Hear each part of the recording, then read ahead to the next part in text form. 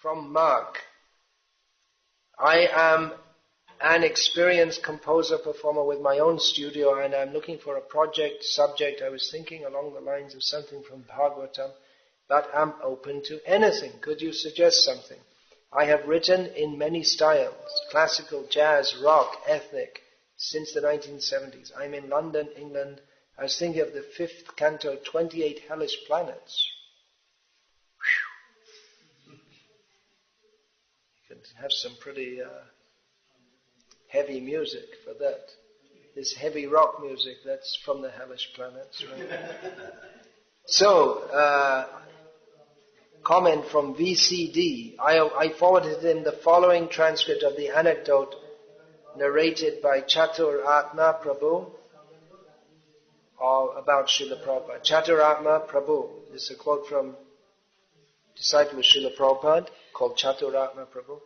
One night there was a darshan with one musician. I never got the understanding whether this was a person coming to Krishna consciousness or whether he was already a devotee.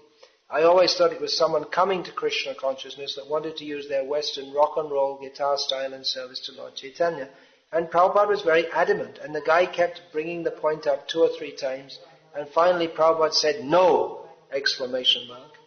And he pointed, there was this beautiful picture of Panchatattva on the wall of his room.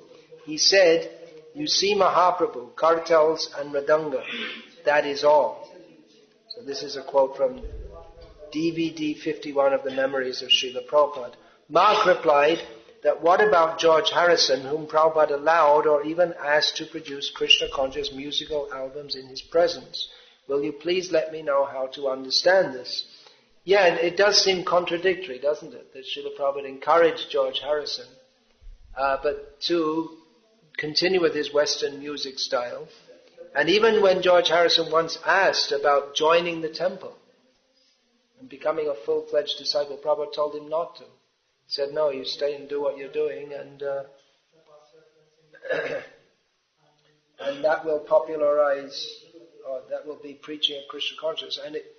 And it is a fact, as I can understand, that actually George Harrison's promoting Krishna consciousness. George Harrison, by the way, for those of you who haven't heard, was from the mid-1960s and through the 1970s, extremely popular, very well known, and very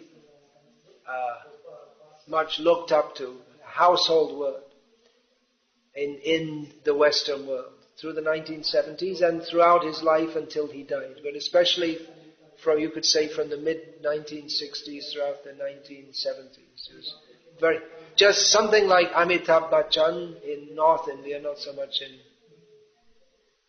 this part of India, but or Sachin Tendulkar is all over India. People know him, and it's like they very much respect him. So George Harrison was a figure like that, internationally extremely popular, and he was a devotee actually. He chanted Hare Krishna, he met Prabhupada several times, he donated the Bhaktivedanta Mana, and he produced the Hare Krishna record which became famous all over the world, and he made a song himself in which he sang Hare Krishna, which became very well known. And several devotees, people who became disciples of Prabhupada, they got their first touch or inspiration in Krishna consciousness from him. And so Prabhupada encouraged him to go on with his musical career and use that in Krishna's service. But we see there was another musician who Prabhupada, he discouraged that and said, don't bring this rock and roll, just have kartals and mridanga. So what is the difference? I can venture the understanding or the comment that the difference is between George Harrison and some unknown musician. That George Harrison he was already very well famous, and by doing his music, he could and actually did bring many people to Krishna consciousness. It wasn't just his music, but the name and the popularity that he had. It wasn't that Prabhupada was promoting that musical genre. But the fact that George was famous through that, and he could use that for Krishna consciousness. Now, it can be said, and it is arguable, that, well, people like rock and roll and different kinds of music, so why not produce Krishna consciousness like that? And Prabhupada wasn't against, he wasn't always against that, but in this instance, you see, he was very strong about this. And I can understand from this that Srila Prabhupada, when he said kartals and mridanga, although sometimes he allowed all different kinds of instruments, often he said also only kartals and mridanga. And there was a whole group of devotees who were doing a road show with music and all different instruments, and Prabhupada stopped that. And it seems that one of the main reasons was he didn't want devotees to get too diverted into musical performance. He wanted to keep the kirtan, to emphasize more the holy name than the music. We may say the music may attract people to Krishna, but Prabhupada, he wanted that the holy name be emphasized and not too much the music, and to keep the culture pure in the sense of what Chaitanya Mahaprabhu likes. Chaitanya Mahaprabhu likes kartals and mridanga. Chaitanya Mahaprabhu, he didn't have, a rock band or an orchestra, although he could have had anything he wanted because he's the Supreme Lord. So, Srila Prabhupada, on one hand, he wanted to promote the chanting of Hare Krishna by any means. On the other hand, he wanted to maintain the purity of the culture, which will please Chaitanya Mahaprabhu, and not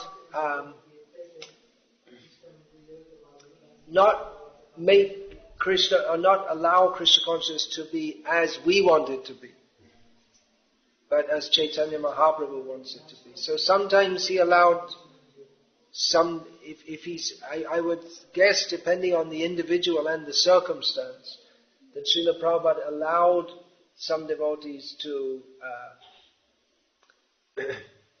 use different instruments, and especially in the early days of the movement in the West. Srila Prabhupada was very liberal in pretty much everything, and gradually he introduced more and more rules. So Srila Prabhupada saw the situation, and he would deal with individuals according to those famous words, time, place, and circumstance.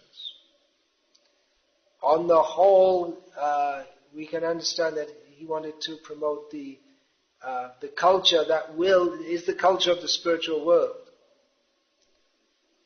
Because if we remain attached to rock and roll music, for instance, that will be just that attachment. Even if we chant Hare Krishna with rock and roll music, the attachment to that style of music that's enough for us to block our going back to Godhead, because there's no rock and roll in the spiritual world. And if we're attached to that, then we have to remain in the material world. So there's some thoughts on that. These kind of points are debated back and forth by different devotees, but in many of these questions I see people, they go round and round and they find some guru in ISKCON who agrees and says, okay, and then they say, oh, okay, all right, you see, he's so-and-so, Swami said so. And then they find something else they want to do, and they find some other Swami, 10 say no and 1 says yes, and then they quote him. So like that, but you can find some guru who promotes all these kind of things, but if you're asking me, I would say let's get to the real culture of the spiritual world, and it is actually a much finer culture, and will actually please the soul, because that is the culture of the soul. Whereas heavy rock and having 3 drum sets and 4 bass guitars, and it gives a very heavy thud and thumps, and which certainly stimulates the consciousness at some level, but it's not the level that's going to raise us to Krishna consciousness. We can chant Hare Krishna with it, but it's not going to be the same as doing so in the style that's prayerful to Krishna. I remember I used to hear this song. It was Krishna Kirtana Gana Nartana Paro, singing the song which is supposed to be sung in a very prayerful manner, in the tune of some what's the adjective? Some kind of aggressive rock music, and it's called rasa bas, so it's a wrong mixture of mellows. It's something like, "You're so beautiful, I want to smash you in the face," or something. It's just like it's a wrong mixture. It's a wrong mixture. It doesn't work. Just last week I came into some ISKCON temple and there was some music playing, and I said, "What's that?" And just turn that off. And then they told me, "Oh, actually it's so-and-so Prabhu's music." Oh, I said, "Okay, leave it on then." Because from the sound, it sounded like some modern, commercial, sense gratificatory music. So there might have been Hare Krishna with that, but the tunes and the musical mode which are given by our acharyas, they are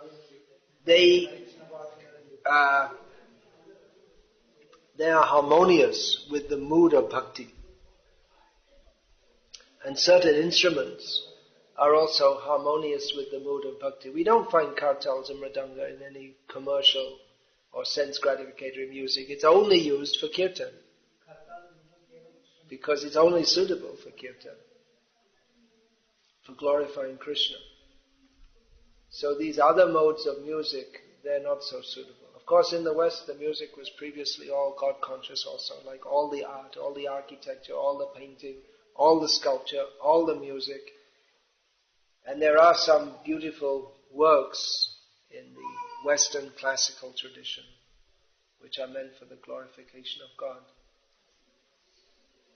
So that's also nice, but it is quite complex, and it's not Chaitanya Mahaprabhu's favorite. So at least in our Hare Krishna movement, best we stick to mridanga and kartals.